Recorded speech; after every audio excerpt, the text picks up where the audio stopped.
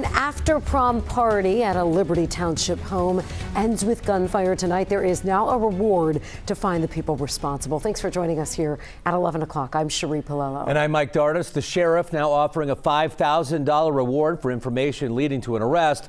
And now we're learning that party should have never happened in the first place. News 5's Daisy Kershaw for us live right now, Liberty Township, talking with neighbors about this ongoing issue. Hi, Daisy.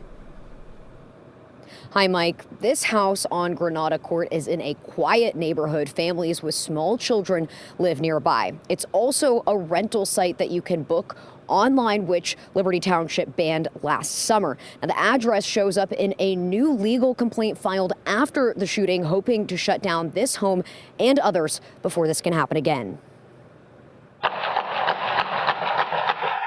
Doorbell cameras in this Liberty Township neighborhood capturing the chaos just after midnight Sunday. Investigators say a post-prom party at a short-term rental property on Granada Court turned violent. We received a call about a large party that had a lot of people gathered, a lot of cars, and there were shots fired. I heard a handful, call it 4 or 5, up near the house.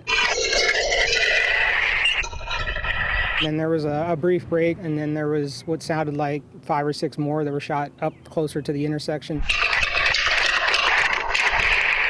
A bullet hole left behind in the home where investigators say the party happened. Somebody could have lost their life. You want your kids to have the ability to ride their bike on the street or in the cul-de-sac or not have to wake up to stuff like this in the evening. Neighbor Paul Dittman shared security footage where you can hear the shots.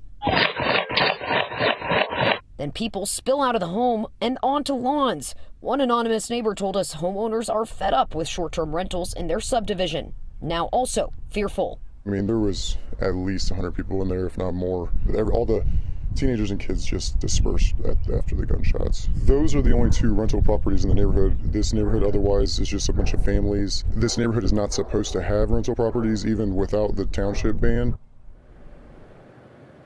The sheriff's office says that they think this was an after-prom party involving students from multiple greater Cincinnati high schools, telling us they think it was booked through the site VRBO. Now, as the case against the homeowner plays out in court to get these rental listings shut down, the sheriff's office is offering a $5,000 reward for information that leads to an arrest. Reporting live tonight in Liberty Township, Daisy Kershaw, WLWT News 5.